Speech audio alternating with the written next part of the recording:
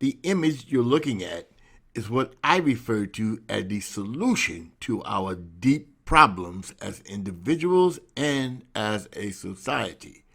If we do not truly learn to communicate with each other, there is zero hope for us in the long run, in my opinion. Welcome to episode 6, Fixing Ourselves. Recall episode 5 introduced the general's third fancy schmancy new word, epistemology. It was defined as one of the two basic sciences, mechanical and quantum, that tells us how the world is constructed from tiny things called atoms. We were also given a short mini-story that explains why we can legitimately connect epistemology to our behavior. It was inserted to explain the dangerous contentiousness between blacks and whites and between Democrats and Republicans. Also, it recalls that our mechanical epistemology provides no clues on how to improve ourselves and our society, and most importantly, leaves no room for God. I also said that this episode will bring us wondrous new insights via our second and modern epistemology called quantum science. Now that we have a slightly better understanding of how science and human actions are related, recall that episode 5 was devoted to the social impact of mechanical science as our current epistemology. The larger impacts discussed were the growing tensions between blacks and whites, the growing gap between the haves and the have-nots, the degradation of our planet and natural resources in the name of short-term profits, and the astounding increase in mass violence and hate in our great country, etc., etc. It was also mentioned that these social ills are so great that they pose a true threat to our very existence. Recall the rather frightening H.G. Wells' prediction that society is in a race between education and catastrophe. A race, I will say once again, we are losing, and losing badly. Recall the gold robot-like image of a human with a mind made up of an intricate assortment of gears, springs, a built-in calculator, blinking lights, fuel meters, gauges, etc., representing all the tools we need to operate in our mechanical world. It was inserted so that you good folks can visualize the credible psychic power our mechanical epistemology has over us. Additionally, this image quite nicely explains why purely mechanical phrases like, "I need more input from you," or "his output was lacking yesterday," or "the boss was turned off by those." Even though we are not humans and not machines or computers, the very machine-like words of input, output, turned off, turn on, when applied to us humans, all make absolutely perfect sense to us when describing our own behavior, don't they? We ended that episode with the very serious claim that our current mechanical epistemology is, in my view, responsible for our violent and divided society. But how? By controlling the very way we think and see each other as completely isolated from each other and nature. That is how. Our new epistemology, soon to be introduced, will show that such isolation is simply not true in reality, and as a result, is the deepest cause of our impending doom. And yes, before I forget to make clear, urban education itself is deeply buried under the weight of our mechanical epistemology, and that is why its problems seem to get worse over time and never seem to go away, even after new ideas are introduced and fade until the next new wave of ideas come on, and so so forth.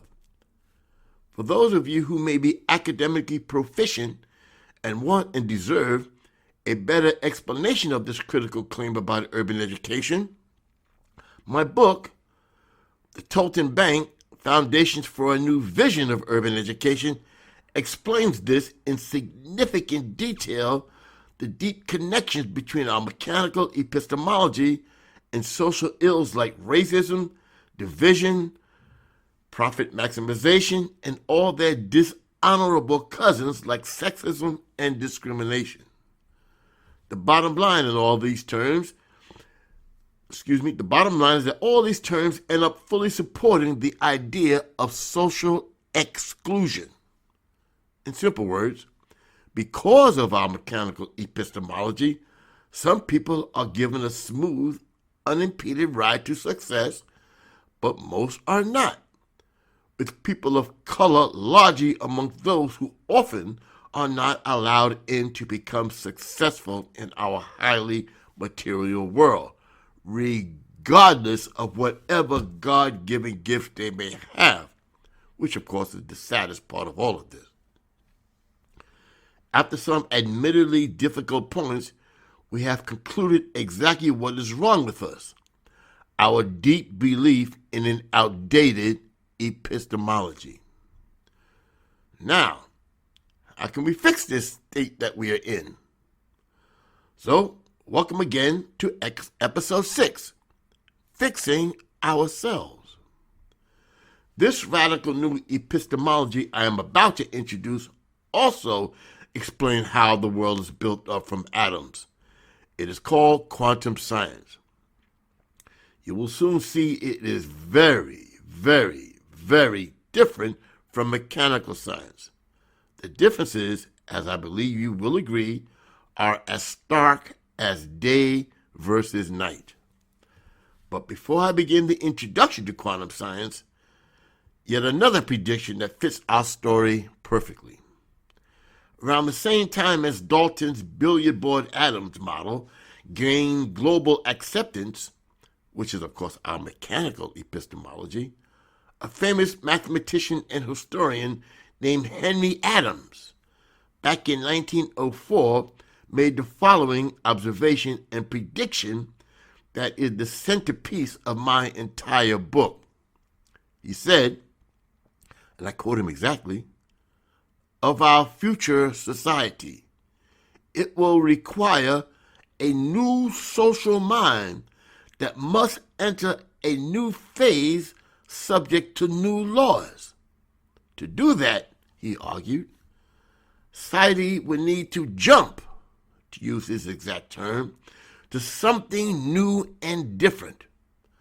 I am officially proposing that a quantum understanding of the individual and society fills that societal jumps Adams predicted would be necessary if we are to survive." Something new and different? Yes.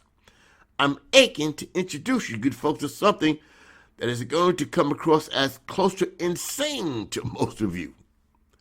Nevertheless, I pray deeply that I can somehow show that it represents a basic change in how we see ourselves, each other, and nature.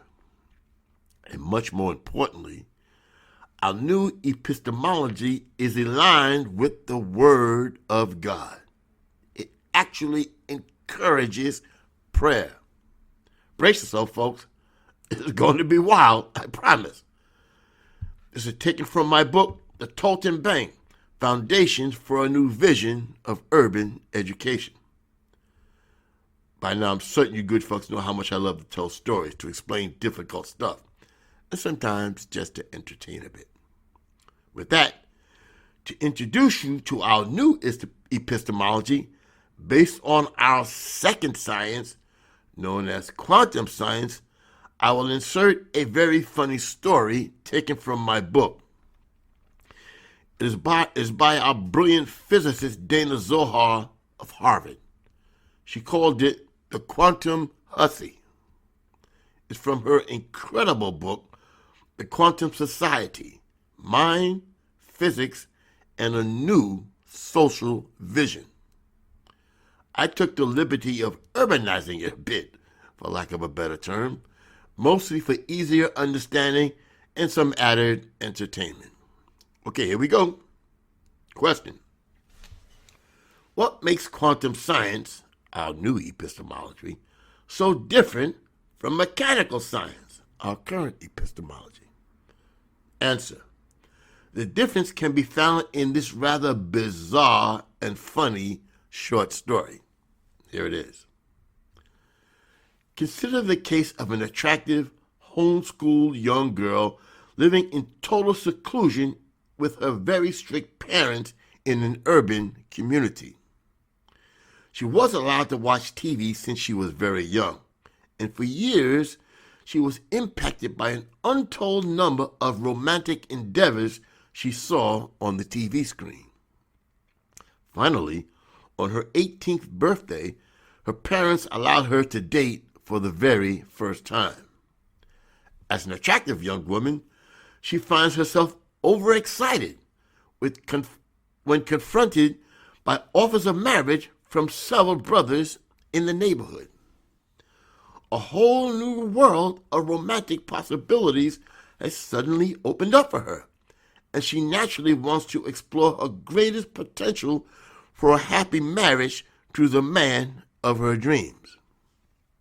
Now, in our mechanical world, she would ordinarily get to know each brother separately and explore their potential relationships one by one, perhaps dating each one several times before feeling certain that she could settle down with just the right brother. But we're now in the quantum world, where our overly excited 18-year-old can date all the brothers at the same time, perhaps even setting up apartments with each of them simultaneously. Her scandalized parents, now completely embarrassed at the rumors of what their daughter was doing, decided to write her to reprimand her for her promiscuous behavior. However, they would find it impossible to pin her down to just one apartment and one brother. They would have to send duplicate letters of reprimand to all her new addresses, since she really is to be found at all of them. And dig this. If the apartments were close enough to each other, our dizzy girl could even stand on her various front porches and wave at herself. In the end, of course, having dated all the brothers, our overly excited girl will eventually settle down with one special brother, marry him, and live in one house with just him, but not without having left traces of herself in the various apartments where she occupied temporary residences. Her neighbors might remember seeing her and ask themselves what had become of her. And if nature had followed its usual course, there might be offspring of the many temporary relationships, each in turn who could grow up to influence the world. Whoa, okay. Now, what does this wild and crazy story tell us about our new epistemology called quantum science? To answer that, let us return to Dana Zohar's episodified image of what happens when atoms clash.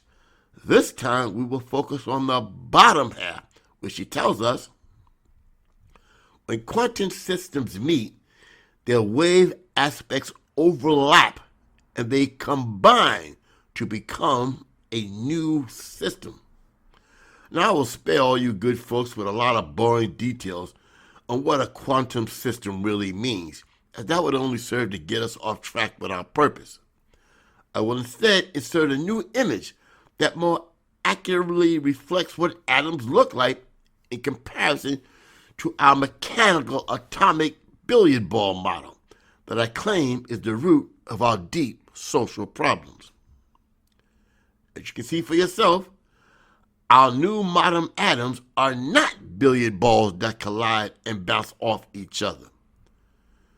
For our admittedly overly simplistic 30-foot-thousand understanding, consider the electrons, protons, and neutrons you see together in this updated atom as the quantum system Dana is mentioning when she says when they meet, they combine to become one new system.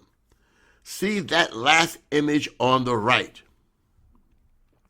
I believe you would agree that quantum science is indeed a radical departure from mechanical science from episode 5.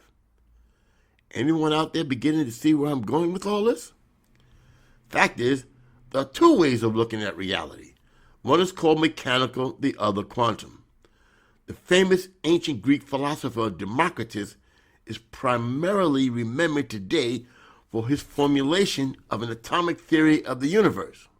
That theory, around 460 BC, postulated a world made up of hard, indivisible, atomic, but the word atomic means uncuttable, particles of matter roaming through empty space. From his atomic theory, he famously proclaimed that it would be silly to think that two things could ever become one. This, of course, reflects the reality of atoms clashing when they meet and going their separate ways. Democritus was, understandably due to the science of his time, simply wrong. In truth, the new quantum science tells us something very different about what happens when atoms clash. In reality, some things happen simultaneously, like our dizzy girl dating all those brothers at the same time. Okay, where does this difference in our two epistemologies leave us? How does it determine a very different future for society and hence urban education? So once again, what's the real deal here? Let's revisit Dana's brilliantly simple image one last time, this time slowly. Again, the top represents our mechanical view of reality, and the bottom, our new quantum view of reality. Please follow this as closely as possible, as it represents the true breakthrough in my research to date. Our ancient mechanical epistemology is grounded in either or, as in when atoms clash they either go one direction or another. We thought them impenetrable, while our new quantum epistemology is grounded in and both, as when they merge to become a combined entity. Please use your imaginations to see and feel the very common, usually divisive social relationships and ideas that come from contrasting our two very different epistemologies. 1. Either whites or blacks, which is our mechanical view, versus whites or blacks, whites and blacks, our quantum view. Either rich or poor, our mechanical view, versus rich and poor, our quantum view. Either Democrats or Republicans, our mechanical view, versus Democrats and Republicans, our quantum view. Either this way or that way, our mechanical view, versus this way and that way, our quantum view. This last one is, in my view, the most dangerous of the four, as it provides a scientific grounding for continual disagreement with compromising a rare event. Sound familiar? Just listen to the news any day.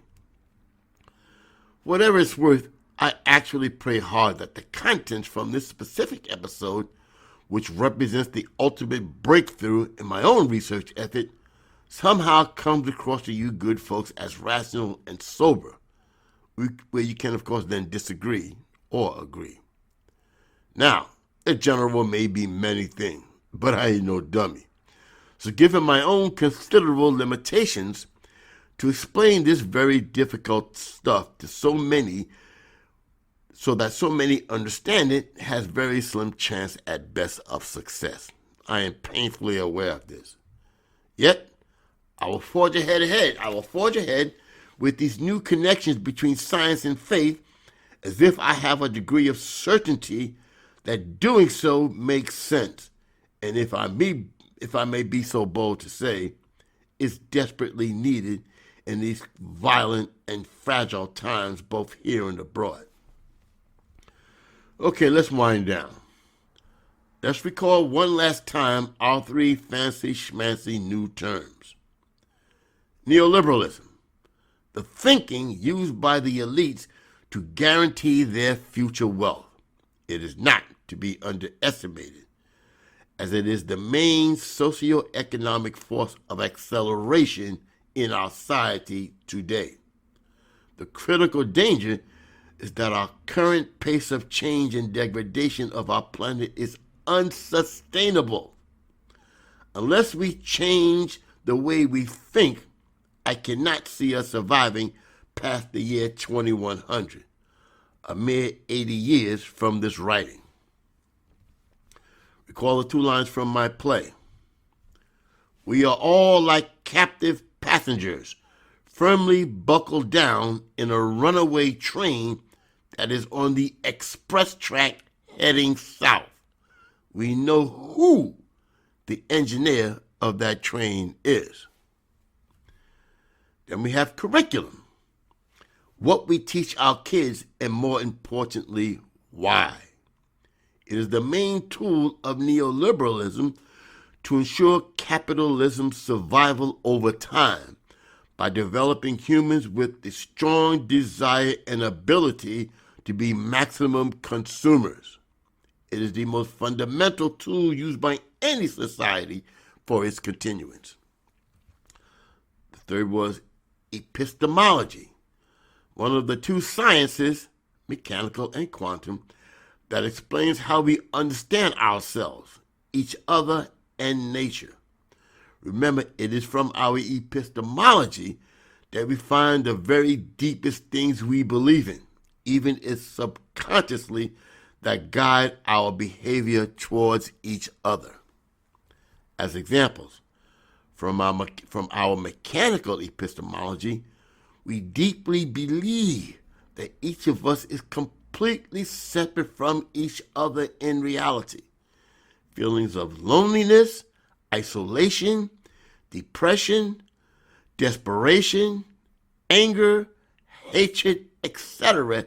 originate, in my view, from this deep belief in our separateness. 2. We also deeply believe that nature belongs to us to use any way we wish for however long we wish. The continuing ecological devastation of our planet is a direct result of this deep belief that we are separate from nature and that it belongs to us to use any way we wish.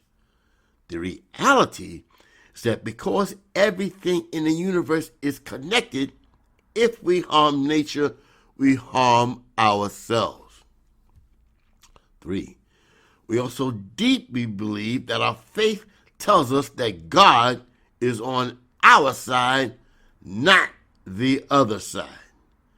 The idea that God is on all sides is not even contemplated.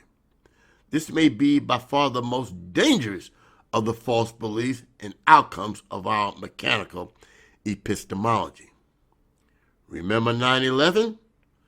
We deeply believe that God was on our side, not the side of our enemies, while our enemies thought the same thing, that God was on their side and not our side. The result? An evil attack that killed thousands of innocents and changed our country and the world fundamentally in the process.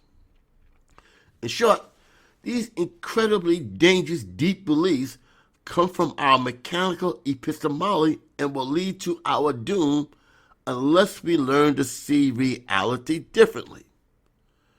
Remember the H.G. Wells quote that we are in a race between education and catastrophe?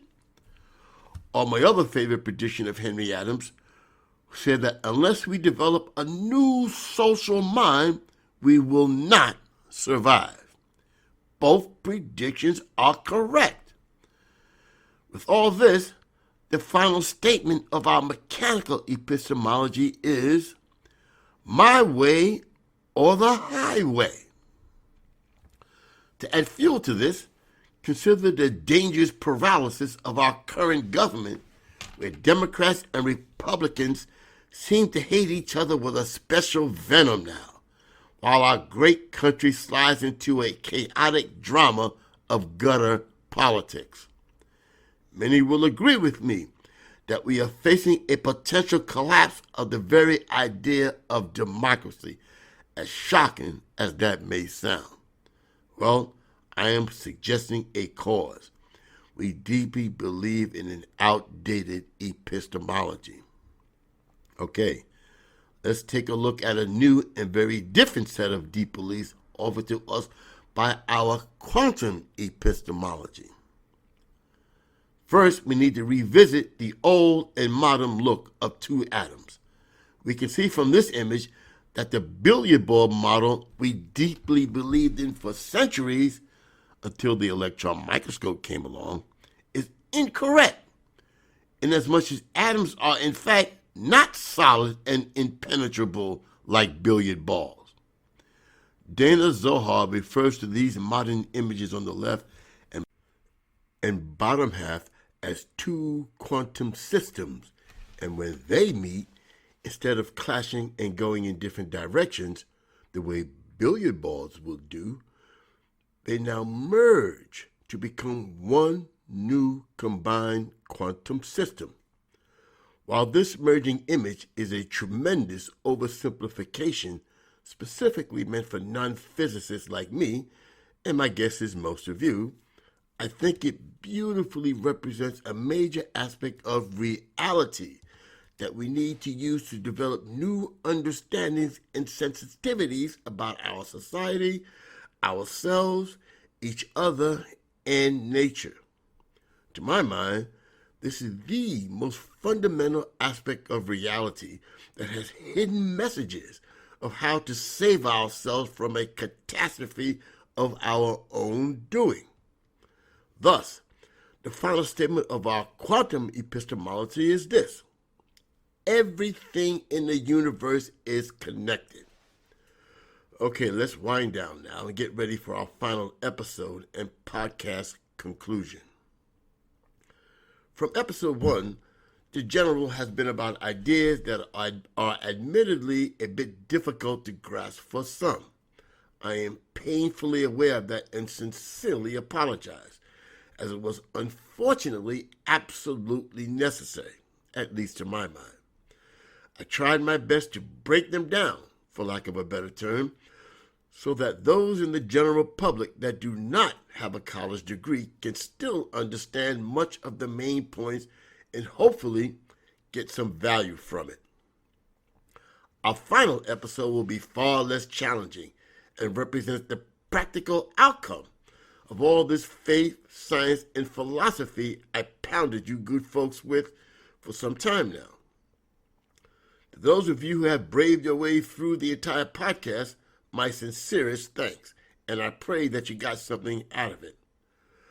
All this fancy thinking comes down to episode 7, called The Tolton Bank, Planting the Seeds. It is named after Father Augustus Tolton, the first black priest in the United States.